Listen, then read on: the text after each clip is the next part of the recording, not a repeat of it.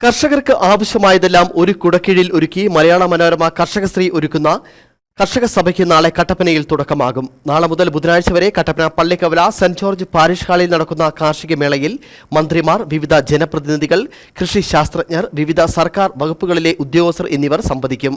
പ്രവേശനം സൗജന്യമാണ്. കാർഷിക മേളയിൽ നാളെ ഏലം ദിനമാണ്.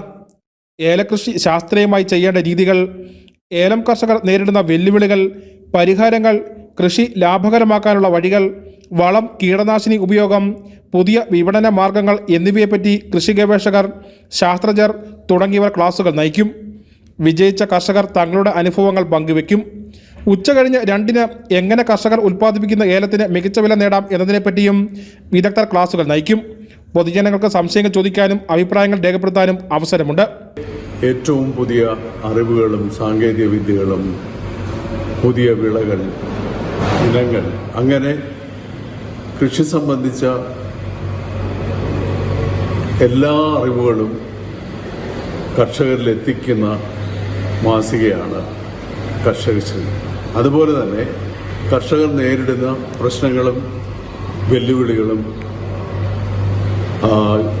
അധികാരികളുടെയും സമൂഹത്തിൻ്റെയും ശ്രദ്ധയിൽപ്പെടുത്താനും കർഷകശ്രീ എന്നും ശ്രദ്ധിച്ചു പോയി. കർഷക സഭയുടെ ഭാഗമായി ഒരുക്കിയിരിക്കുന്ന പ്രദർശന വിപണനമേളയിൽ കൃഷിയുമായി ബന്ധപ്പെട്ട വിവിധ വസ്തുക്കളുടെ പ്രദർശനവും വിൽപ്പനയുമുണ്ട്.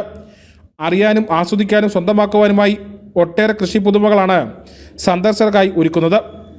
ഗുണമേന്മയേറിയ ഫലവൃക്ഷത്തൈകൾ, അപൂർവ ഇനം പൂച്ചെടികൾ, വിത്തുകൾ എന്നിവയുമായി സംസ്ഥാനത്തെ പ്രമുഖ നഴ്സറികൾ കർഷക സഭയിലെത്തും.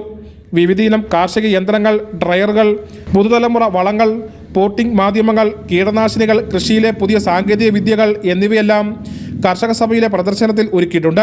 വിള ഇൻഷുറൻസുമായി ബന്ധപ്പെട്ട സ്റ്റാളും മേളയിൽ ഒരുക്കിയിട്ടുണ്ട്.